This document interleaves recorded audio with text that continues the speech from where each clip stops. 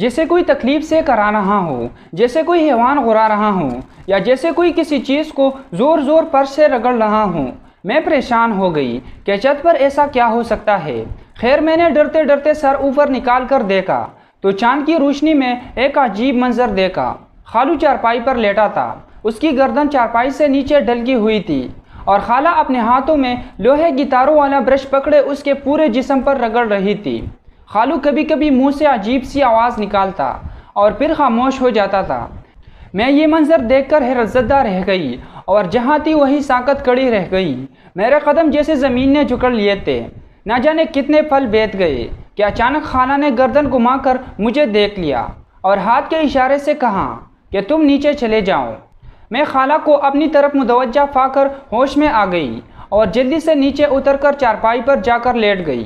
مجھے حیرت ہو رہی تھی کہ یہ سب کیا ماجرا ہے۔ انہی سوچوں میں گم میں سو گئی۔ صبح اٹھی تو خالو گھر پر نہیں تھے، خالہ کچن میں مصروف تھی۔ منہ ہاتھ دھو کر ان کے پاس چلی آئی۔ وہ میرے لیے ناشتہ تیار کرنے لگی تو اچانک میری ذہن میں رات والا منظر آ گیا۔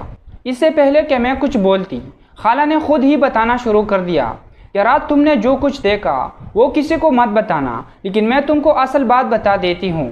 تمہارا خالو کالے علم کا ماہر تھا اور پیسوں کے عوض لوگوں کی زندگی اجران کرتا تھا۔ میں نے شادی کے بعد اس کو بہت منع کیا، لیکن اس کی آنکھوں پر تو لالچ کی پٹی بندھی ہوئی تھی۔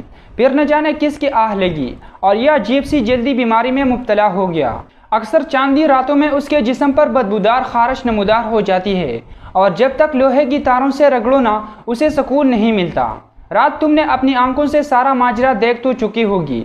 خالہ کی باتیں سن کر مجھے انسان کے کرتوت اور پھر بھی بسی پر رونا آ گیا۔ جب انسان دوسرے کو اذیت دیتا ہے تو سمجھتا ہے کہ اس نے اوپر والے کی پکڑ میں کبھی آنا ہی نہیں ہے، اور جب وہ پکڑ میں آتا ہے تو کہتا ہے کہ میں تو بے قصور سزا کاٹ رہی ہوں۔ اس دن کے بعد سے مجھے خالو سے ہمدردی سی ہو گئی، لیکن میں اس سے محتاط بھی زیادہ ہو گئی تھی کہ کیا پتہ وہ مجھے بھی کوئی نقصان نہ پہنچا دے۔